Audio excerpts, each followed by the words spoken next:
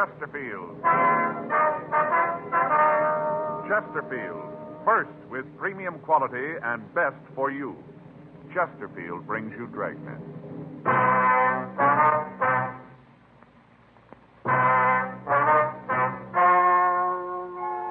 Ladies and gentlemen, the story you are about to hear is true.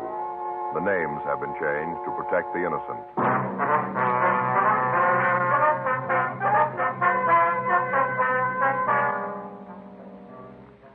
You're a detective sergeant. You're assigned to auto theft detail. You get a call from a truck rental service. One of their trucks has disappeared. There's no sign of the man who rented it. Your job, find him.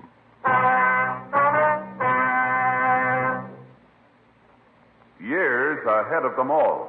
Chesterfield is years ahead of them all. The quality contrast between Chesterfield and other leading brands is a revealing story.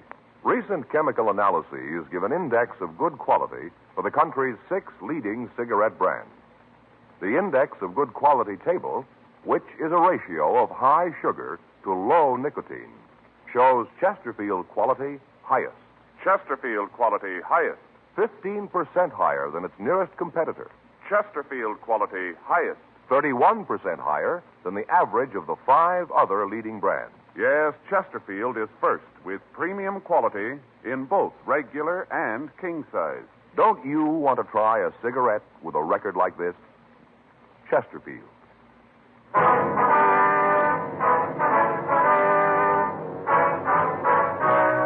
Dragnet, the documented drama of an actual crime. For the next 30 minutes, in cooperation with the Los Angeles Police Department, you will travel step by step on the side of the law through an actual case transcribed from official police files. From beginning to end, from crime to punishment, Dragnet is the story of your police force in action.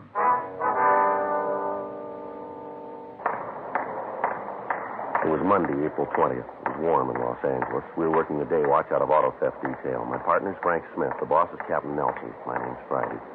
I was on my way into the office, and it was 8:02 a.m. when I got to room 40. Auto theft.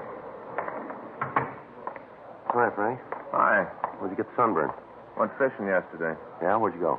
Down Newport. How'd you do? Didn't. What do you mean? I didn't. Yesterday's the first day off we've been able to collect for a month. Yeah, I know. Last Thursday, I checked with the skipper.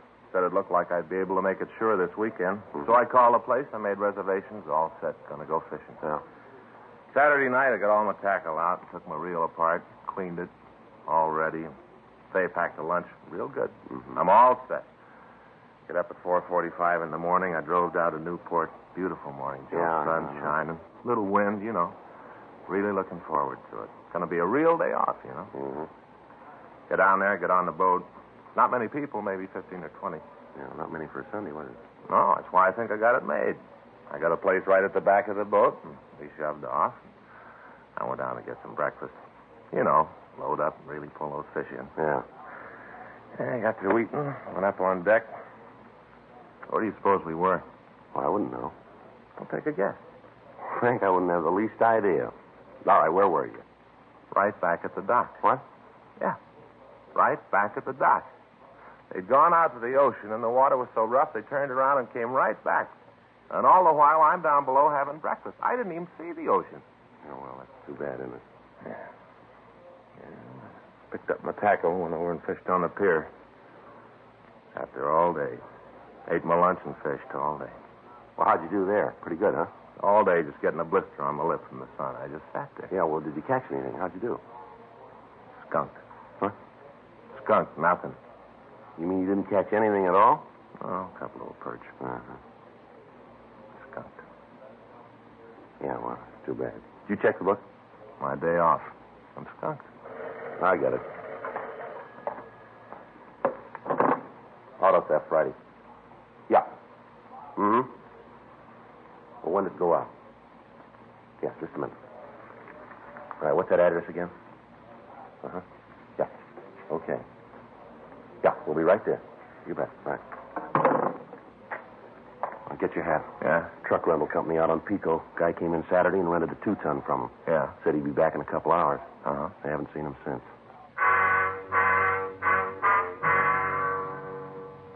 8:24 a.m. We drove out to the address of the Coventry U Drive Truck Service. The lot was on the corner of Pico Boulevard and Cambridge Street. Along the front of the place were several panel and pickup trucks, and in the back of the yard was one large stake truck. The office was in a small wooden building at the rear of the lot. We went in and talked to the manager, Mr. Stephen Cole. Tried to check him this morning when the truck wasn't back. Once the landlady said she saw him come home with the truck set. She hasn't seen him since. What's the man's name, Cole? The name he used when he rented the truck was George Summers. Did he have any identification? Yeah, he had a driver's license. I got the number here on the slip. Oh, here it is. The California license. You got to have one to rent a truck. Uh-huh. He signed his name, George R. Summers. Number on the license was W414626. 26, huh? Mm-hmm. What kind of a truck was it? A new Ford. Just got it a couple weeks ago. Brand new. What color was it? Blue, light blue. Had the name Coventry painted on the side. Name's in the cream color. What kind of a truck is it? 2-ton stake. Was it possible that this Summers is just keeping it out longer than he said he would? Possible, but it isn't likely. Said when he came in, he wanted to haul a load of furniture. Said he just needed a couple of hours. That was Saturday morning. We haven't heard a word from him since. I got Red out looking for it now. Who's Red? Works for me. Oh, I see.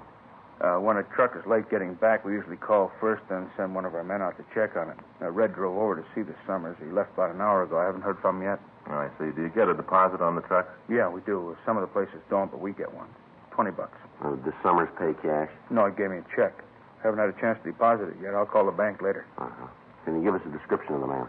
Well, not very good. I was out in the yard when he came in. I didn't handle the deal myself. I got a look at him, but not good. Would you know him again at the song? Oh, it'd be hard to say. I couldn't be sure. The girl would, though. She wrote out the papers. I wonder if we could talk to her. Yeah, she'll be in at 9. You can talk to her then. You got his address there? I'll see if I can check the name. Yeah. Oh, here it is. 2462 New Jersey Street. Okay. Can you give us some kind of a description on him? Well, I told you I didn't get a good look at him. He's a small fella, blonde, maybe 25 or 26 around in there. That's about the best I can do. Excuse me a minute. Yeah. Coventry U Drive. Yeah, how big? Oh, sure, we got one, yeah. Wait a minute, I'll check. Just a minute. Run you $2.10 the first hour, $1.25 an hour after that. Mm-hmm. No, there's gas in it when you get it, that's right. Oh, you pay for the gas. Well, there's a $20 deposit. That's right. Well, you get it back. California driver's license. Right. Cole. C-O-L-E. Okay, bye. All right, if I use the phone there? Oh, sure, help yourself. Thanks.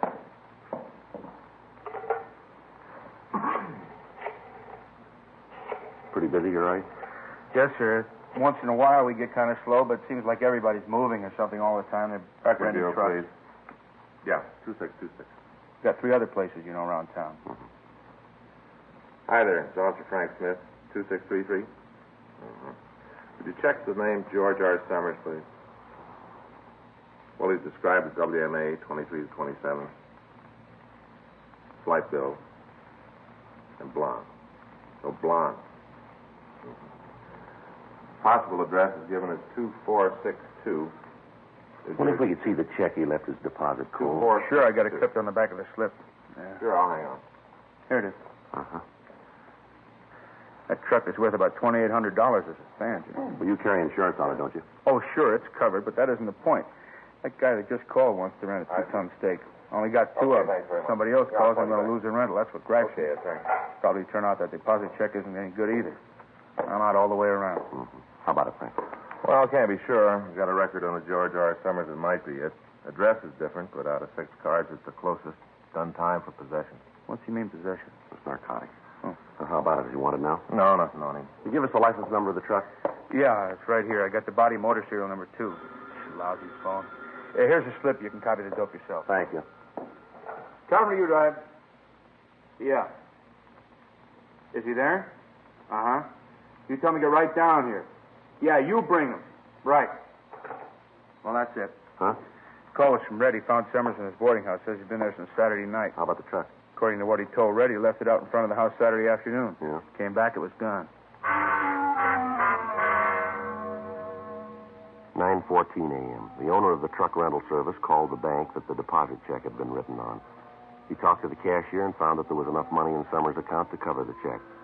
We got a full description from Cole's secretary of the suspect. A check of the truck company records showed that he'd never rented a truck from them before. 9:46 a.m.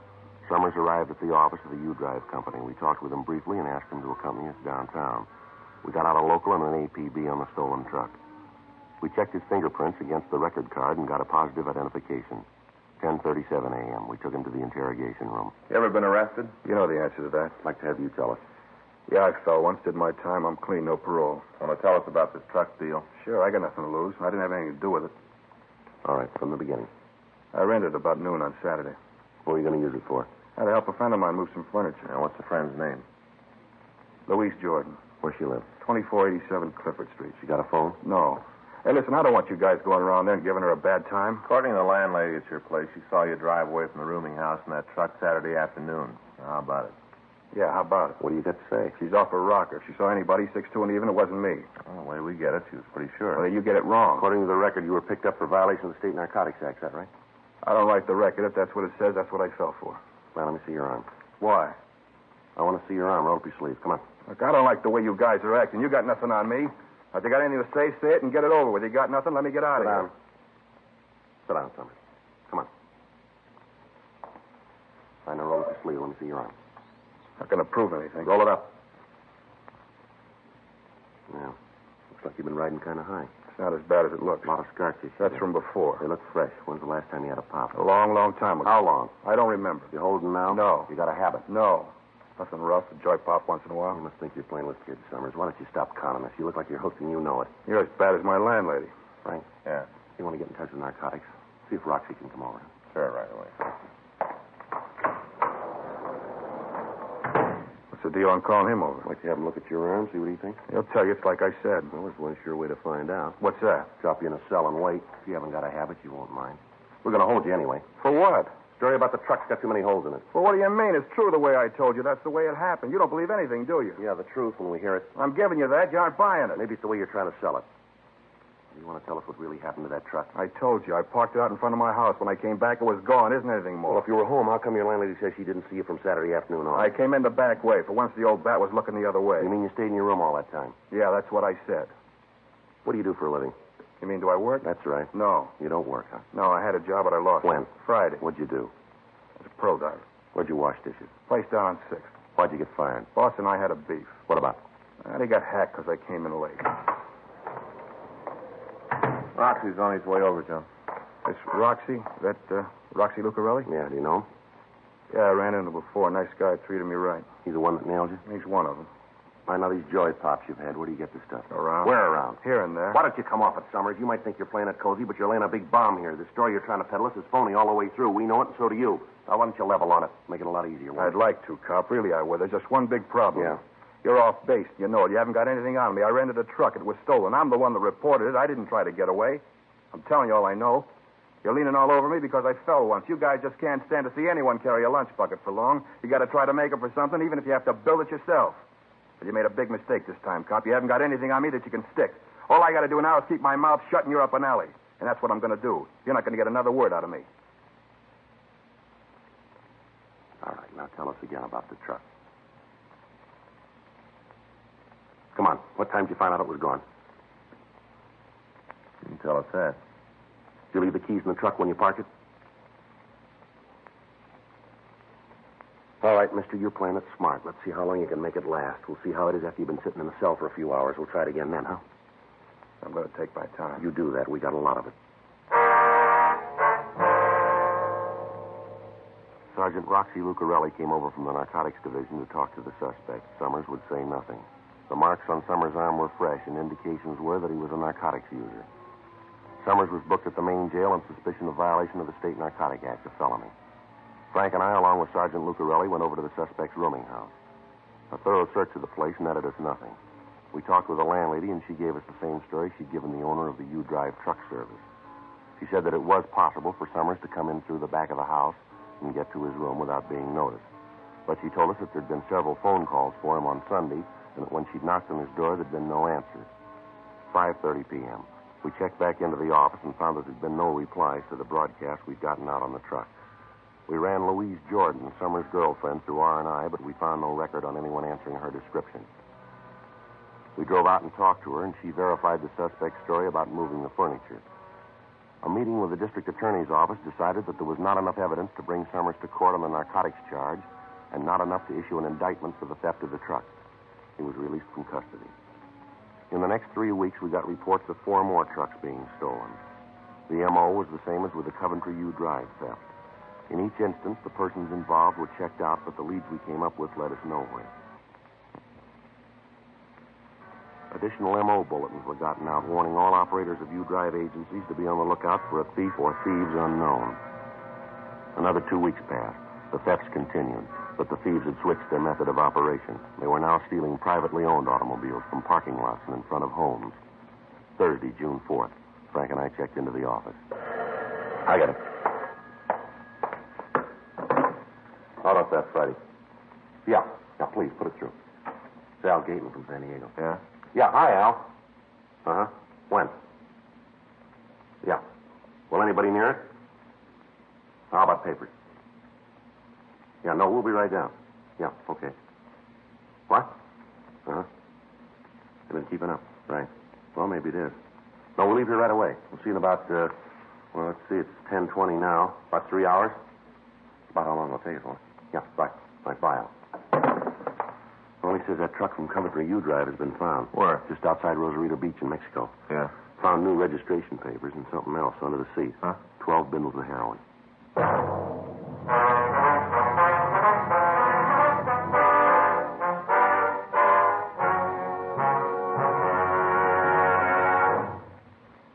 You are listening to Dragnet, the authentic story of your police force in action.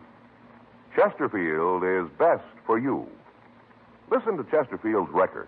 For a full year and 2 months, a doctor has been making regular examinations of a group of Chesterfield smokers, and he reports no adverse effects to the nose, throat, and sinuses from smoking Chesterfields. Don't you want to try a cigarette with a record like this? Chesterfield. First with premium quality in both regular and king size. Chesterfield. First choice with Young America. And that's from a survey of 274 colleges and universities. Try Chesterfields today. Remember, Chesterfield is America's best cigarette buy.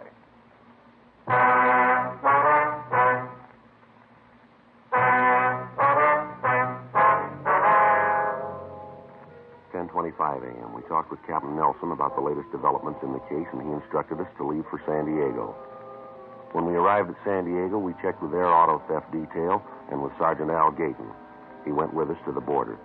We talked with the authorities at the border, but they could give us little information. They said that they'd received the bulletins we'd sent out, but that they hadn't seen the stolen vehicle. We checked with the authorities at Tijuana, and with them, we drove to the location where the truck had been found. A thorough search of the area was started, but we turned up nothing. None of the people in the immediate vicinity could tell us anything about the truck. From the registration slip, we got the name of the owner. The license plates were issued by the state of California, but a check showed that they'd been taken from a wrecked car. The narcotics found in the cab of the truck were turned over to the Mexican police. The next morning, Frank and I left for Los Angeles. While we'd been gone, officers Bill Donovan and Jack Pilkington, along with Sergeant Al Mansell, had been following up the leads in the Los Angeles area. They hadn't come up with anything new. The car thefts continued. State police units along the road to the Mexican border were alerted, but the cars continued to disappear. 2 weeks went by. Tuesday, June 23rd, Frank and I came back from a meeting with members of the National Auto Theft Bureau. Want to check the book? Yeah, I'll get it. Well, these thefts are sure dropping our recovery record, aren't they? Yeah. I talked to Skipper this morning. The insurance companies are raising the roof. Well, that figures it's costing them a lot. There's a message here from Judge Shelton wants us to call him. Sheriff's Department? Yeah. Marked important. You want to get it? Yeah, I'll get it.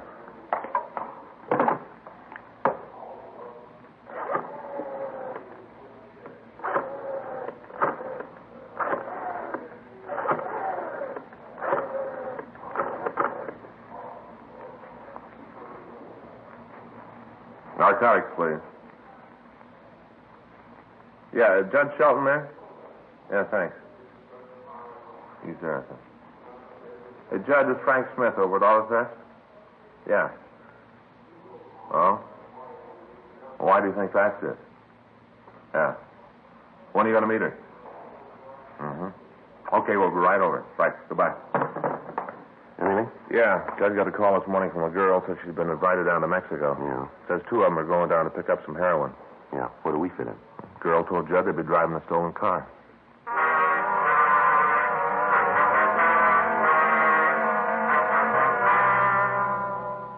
We went over to the Hall of Justice and talked with Sergeant Judge Shelton.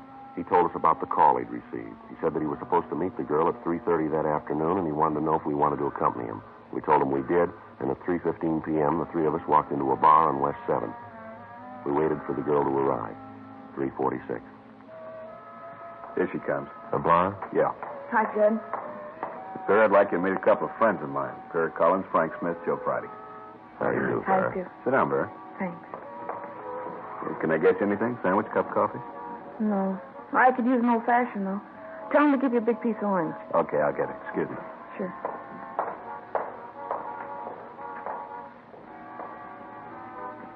You 2 guys cops? Yes, ma'am. That's right. Where do you work out of? Central Auto Theft. Well, that's why Jed called you, huh? Pardon? About the hot car we're driving south. Yes, ma'am. My name's Vera. Why don't you use that? All right, Vera. You know where the stolen car is, the one they're going to drive down? Not now. I will, though. What do you mean? I don't think it's been stolen yet. What? Well, I don't think the car's been stolen yet. Well, do you know when it's going to be taken? Sometime this afternoon. We're supposed to leave tonight. You know who's going to take it? This friend of mine. A fellow named Harry Sloan. Here's your old-fashioned, Barry. Oh, thanks, Jed.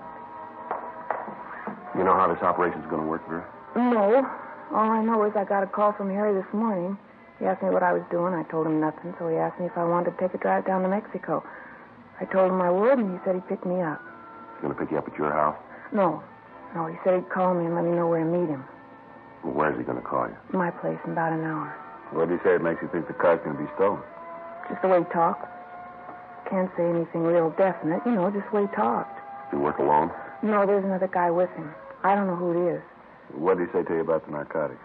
Just said that he was planning to pick up some H down there. Didn't say where. Did he give us a description of this, Harry, where he lives? Yeah, I can give you that. Got a record, do you know? Never talked about it. I think maybe he's been picked up a couple of times, but I don't think he served time. You said on the phone you had an idea how we could take him. Yeah. You see, I'll have to drive my car to meet them. As soon as I get a call from Harry, I'll get in touch with you and tell you where the meet's going to be. I'll park my car and leave the license number of the stolen car in it. Where? In the back seat. Judd, wouldn't it be a lot easier if we just kept her under surveillance? Might be better for you, but it wouldn't for me. Harry found out I'd been playing footsie with you guys. He'd kill me sure. This is a big operation. Isn't just Harry in on it. What do you mean? All those cars that have been stolen lately, the trucks, it's all part of the deal. Same bunch is doing it. Oh, you mean it's an organized ring? Huh? Sure. They got it all laid out from here to Ensenada. All the way it's planned. You know who the top man is? No. I never heard the name. Harry never used it. Well, they take all the trucks down to Mexico, do they? From what I understand, most of them end up down there. You got any idea how they do it? No. What do you want out of this? What? Well, where are you going to come out, Vera? Why are you telling us all this? Judd gave me a break once. This is my way to pay him back.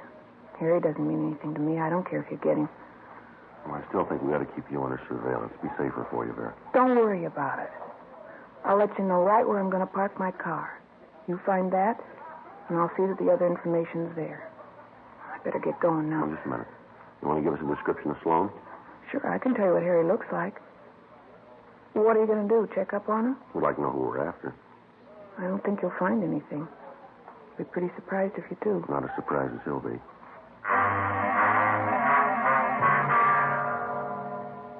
We got the description of Harry Sloan and called the office to check the name. There was no record of anyone answering his description. Vera Collins was unable to tell us anything about the second man in the operation. She went back to her home and waited for the phone call from Sloan. We returned to the office and waited for her to contact us with the information about the stolen car. At 5:15 p.m., we got a call from her saying that her car would be parked somewhere within a 16-block area. From Washington Boulevard to the north, Adams Boulevard to the south, from Crenshaw Boulevard to the west, and Arlington Avenue to the east. Frank, Judge Shelton, and I drove out to the area and began to cruise the vicinity. We spent the next hour looking for the car. When we were sure that it was not in the designated area, we began to expand our search. At 6:37 p.m., we found the car parked on a small side street near St. Charles Place, 12 blocks outside the designated area. We searched the car and found a slip of paper in the back seat. It said, Chevrolet sedan, blue color, 1C33272. We'll try to stall Harry on way to Tijuana. It was signed Vera. We got out a local and an APB with special attention to the Border Patrol on the car, asking that if it was found abandoned, to place a stakeout on it and to notify us immediately. It was 7:02 p.m. when we started to drive to the Mexican border. We kept in constant radio contact with Sergeant Al Gayton at the border, and he told us that the suspect's car had not crossed over yet. 10:37 p.m. We drove through National City and took the road to Tijuana. Just south of Chula Vista, we picked up a car that matched the description of the stolen vehicle. How about it, Joe? Yeah, it matches. Frank, can you get a little closer? Yeah, I think so. Different license plate, Judge. Probably switched to cold plates. That's why they haven't been spotted before. You see him yet? Yeah, it's the Collins woman, all right. Want to take them now? Yeah, I'll get the siren.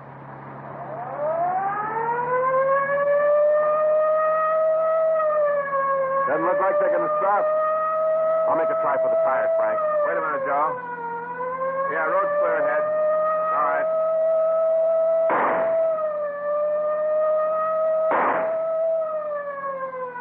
They're slowing down. Yeah, they're pulling over. All right, get your hands on that wheel where I can see them. I'll cover the other side. Right. Come on. Right. All right, get out of the car. What are you trying to prove with all this shooting? Come on, mister, get out of the car. Come on, you two, get out. I don't know what you're trying to prove. We haven't done anything. Come on, let's don't argue. All right, mister, over to the car. I'll shake him, Joe. You're going to be sorry about this. You got a right to stop us. Stand still. Yeah, he's clean. Turn around. You're George Summers, aren't you? Yeah. We picked you up for that stolen truck about 6 weeks ago, wasn't it? Yeah, you had to let me go. You're going to do the same this time. You got nothing to hold me No, on. you're wrong there, Summers. Where'd you get this car? I borrowed it. From who? A friend of He mine. knows you took it, huh? Certainly, he told me to. This car's stolen, and you know it. We know all about the operation, the whole deal. You going to stand the rap alone, or you going to tell us who the big gun is? What do you mean, operation? This isn't the first car you've shoved across the border. We know about the narcotics, too. You're in this all the way. And you've got a choice. You can take it alone, or you can go along with us and nail the big guy. It's up to you. Wouldn't do any good if I told you who he was. I can't prove anything on him, neither can you. You'll never get him, never. Is that right? Sure, he told me so. Cops will never get me. Those are his words. That's what he said. Well, that's not new. Huh? You said the same thing.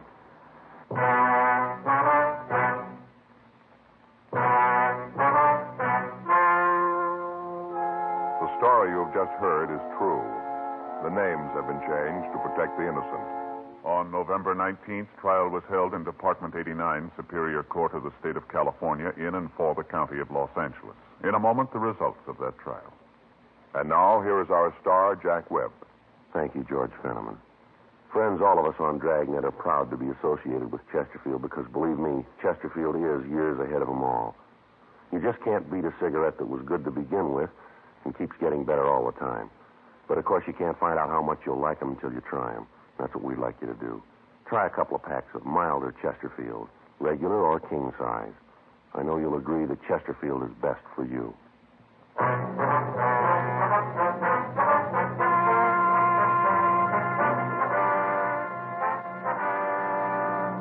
George Richard Summers and Harry Alden Sloan were tried and convicted of grand theft auto, 1 count. They received sentence as prescribed by law. Grand theft auto is punishable by imprisonment in the state penitentiary for not less than 1, nor more than 10 years. Next week, The Big Gun, Part 2.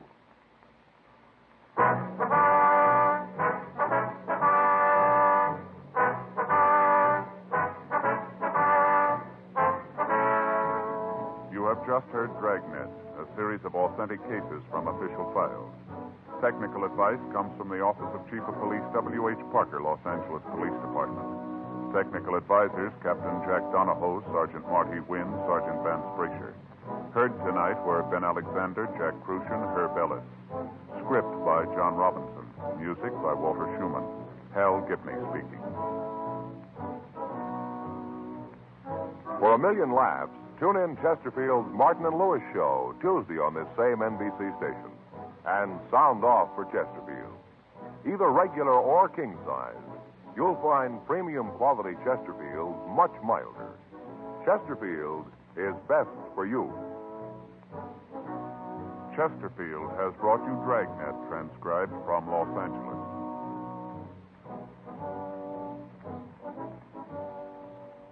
Now, new Fatima has the tip for your lips. Fatima tips of perfect cork. King size for natural filtering. Fatima quality for a much better flavor and aroma. So remember, new Fatima has the tip for your lips. Fatima. See how smooth they are. Remember, Fatima is made by the makers of Chesterfield, Liggett & Myers, one of tobacco's most respected names.